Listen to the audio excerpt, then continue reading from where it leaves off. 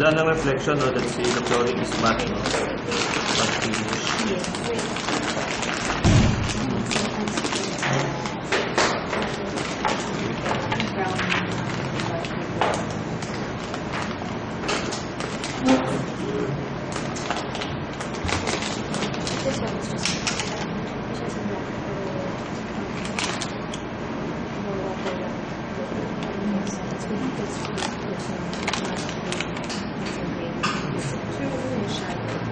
Table.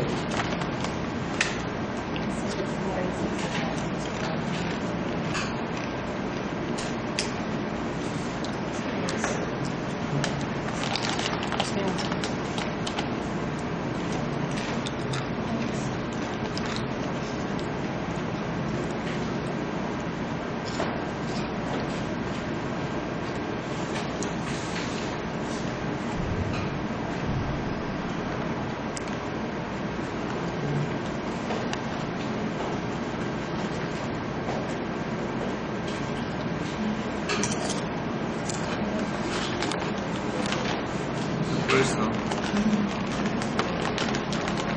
And then we can do the shadow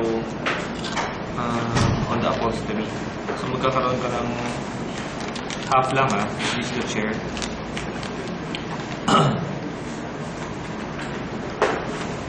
Since you have the table here, yung edge, pag nag-cast ng ilaw, tatama ka rin yan dito. Okay, so magkakaroon ka ng shadow here lang, okay?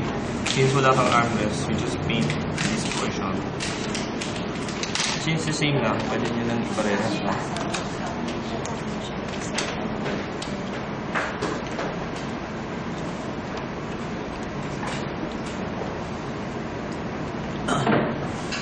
Pwedeng dark natin ng mga.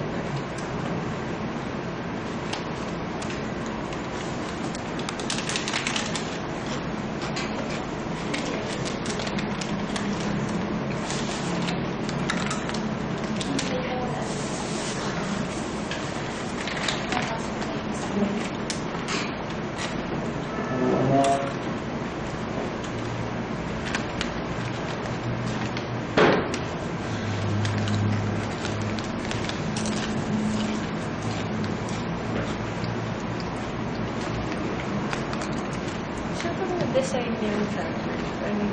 Paano yung shadow? So yung design, kung may design yung tracker. Yung fabric? Yeah. Anong color ng fabric mo? So yung red. Light red muna. So hindi ka pwede mag-iwan ng white. Pwede ka mag-iwan ng white, pero ano siya, pattern? Sure, may pattern. So later on, magpipaint ka pa ng light na red dito. And then, pinakalas yung shadow. So, lahat ng magdadaanan ng shadow, it should be darker. Ang hirap na may print siguro. Mas maganda kung may print.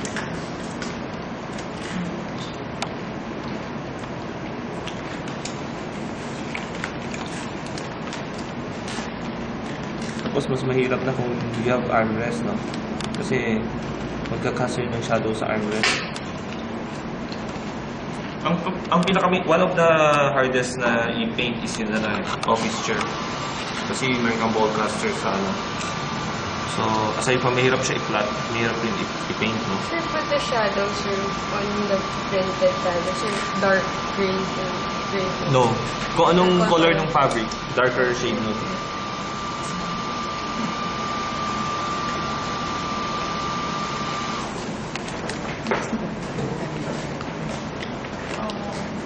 I'm planning to do the last demo next meeting. Lahat ng hindi natin na-tackle, I'm going to show it to you, no? Like in toilet, patterns or no?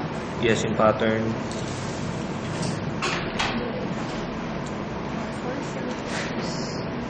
Kasi yun yung mga essential Like toilet, you have to learn how to do the basin, no? Yung pinaka bowl, lavatory. May gawin yun. But basically, mirror, alam nyo na, no? So, mas mabilis na siya. And then, maybe put another shadow for the table, no? So, let's say, this shadow, this came from the pendant, like, we can put another one here. came from the from the balcony, from natural lighting. So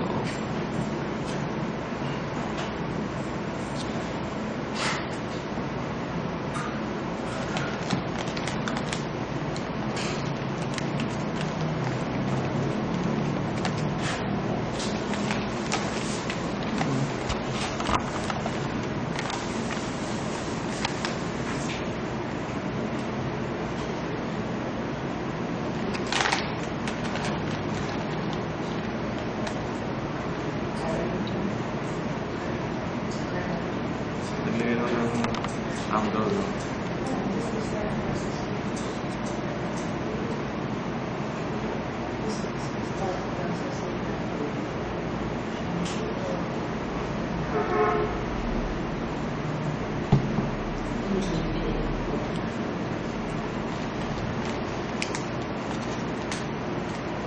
Make sure nag-dry up na yung first coating ng shadow mo. Hindi siya mag-mix, no?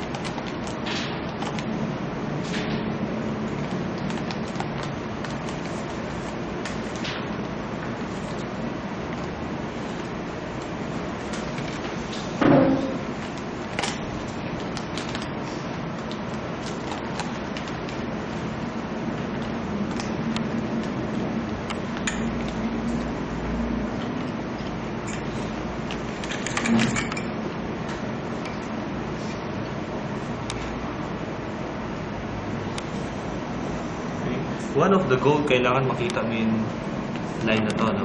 Kailangan hindi siya mag-mix with second coating. Normally, ginagawa ko, I put another coating for this line, for this layer, para mas sharp ng konti. Sir, pa rin ang kulay yan? Or dark Same lang. Same. Pero syempre, pag nag-overlap yung dalawang shadow, it should be darker. So, pwede mo ulit. Another coat. This one lang, pwede. Sa taas. Mas maganda siya.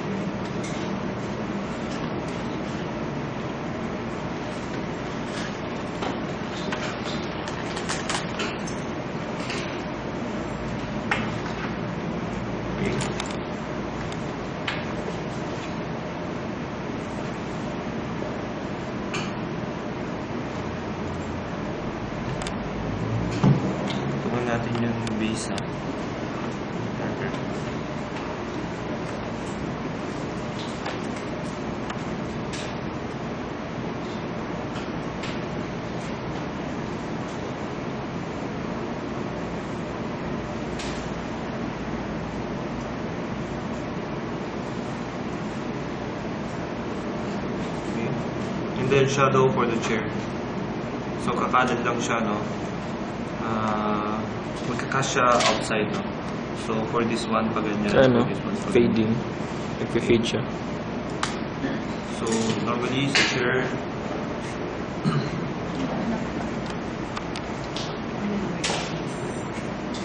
this is a chair.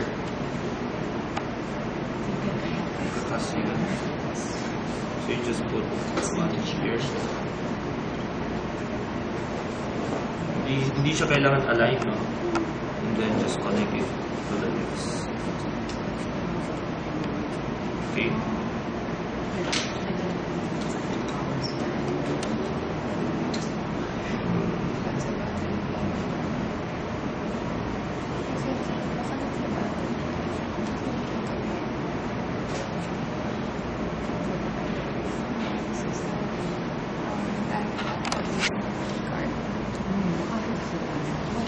Pwedeng paganda yan. Kasi mine bawasan.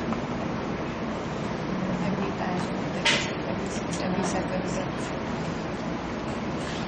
This is the guide, no? Start tayo.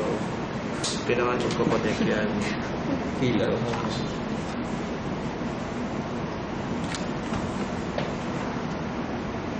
Lapit mo siya lang to.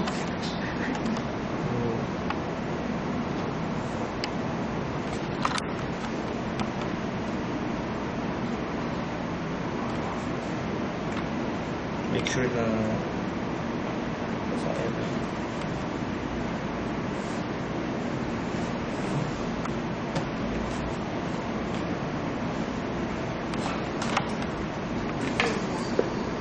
It's all mostly gray kasi it's supposed to be white. Pero yung shadow hindi yung dark.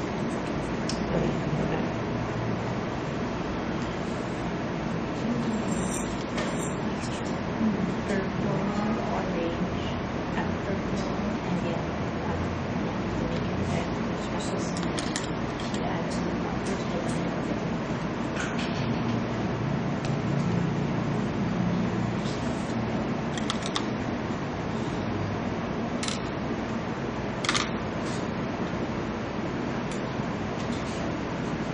Okay guys. Okay. Pagdating dito, you have option, no? Pwede nyo ibuo, pwede nyo i-fake. Okay. Minsan yung pina-fake ko yung mas maganda.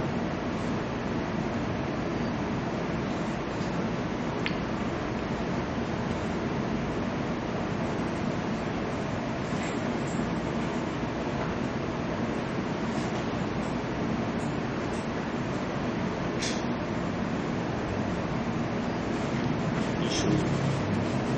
Okay. Tapos naturally tapos pwede yung fade.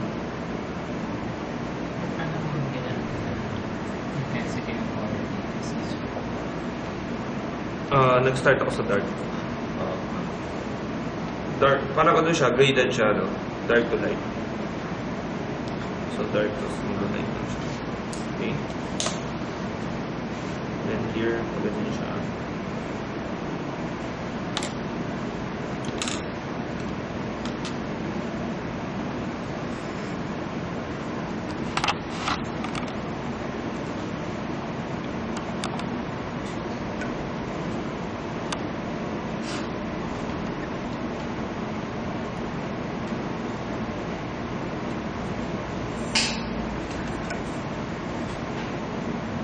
Make sure maraming water, no? Na pwede mong balikan.